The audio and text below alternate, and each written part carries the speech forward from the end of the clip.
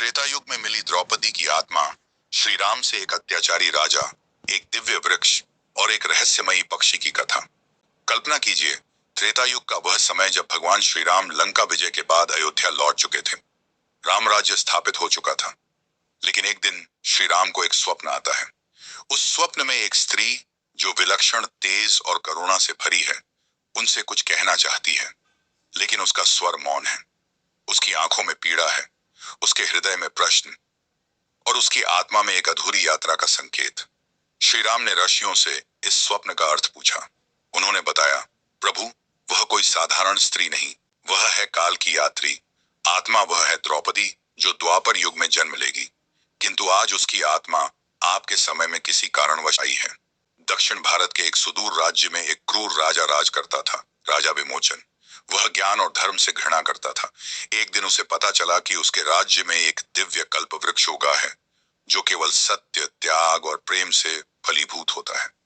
लेकिन जो भी लोभवश उसे छूने जाता, वह जलकर भस्म हो जाता।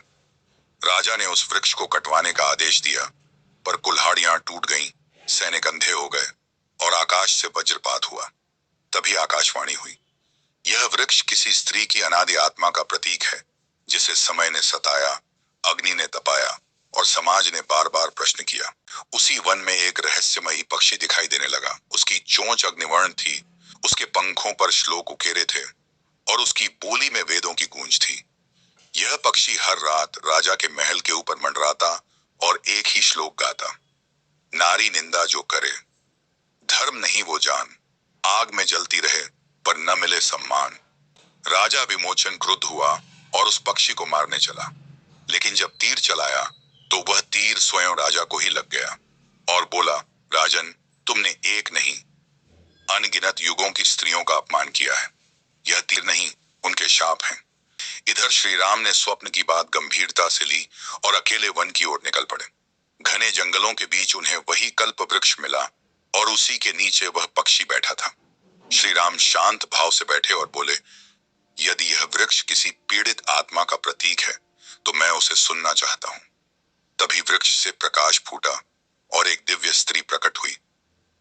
वह थी द्रौपदी की आत्मा। द्रौपदी की आत्मा और श्री राम का संवाद।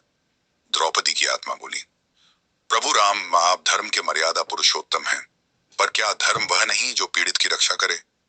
क्या स्त्री की अग्नि परीक्षा केवल प्रमाण है? क्या उसका मौन उसकी सहमति मानी जाएगी? श्री राम ने करुणा से उत्तर दिया, देवी, मैं तुम्हारी पीड़ा समझता हूं।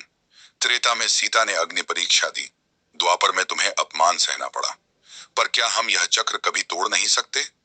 द्रौपदी बोली, चक्र तो टूटेगा जब स्त्रियां केवल त्याग की मूर्ति नहीं, न्याय की ध्वजवाहक बनेंगी। जब धर्म केवल पुरुषों के लिए नहीं, नारी के सम्मान का भी प्रहरी बनेगा। आखिरी दृश्य, पक्षी का रहस्य और गीता का संदेश। श्री राम ने उस पक्षी की ओर देखा। वह मुस्कुराया और बोला, हे राम, मैं कोई पक्षी नहीं, मैं वह चेतना हूं जो समय समय पर सत्य की रक्षा के लिए जन्म लेती है। मैं कृष्ण भी बनूंगा, मैं गीता ज्ञान भी दूंगा और उस युद्ध में तुम्हारी द्रौपदी फिर से जन्म लेगी। श्री राम ने विस्मित होकर पूछा, तो क्या यह आत्मा द्वापर में जन्म लेगी? पक्षी बोला, हाँ, और वह आत्मा केवल 5 पतियों की पत्नी नहीं, धर्म की पुकार होगी। जब उसे चीर हरण में रोका नहीं जाएगा, तब मैं गीता का उपदेश दूंगा और तब युद्ध नहीं, बोध होगा। अंतिम मोड़, दर्शन और संदेश। कहानी के अंत में श्री राम वृक्ष को नमन करते हैं और कहते हैं, धर्म वही है जहां नारी का आदर हो, अन्यथा धर्म अधर्म बन जाता है।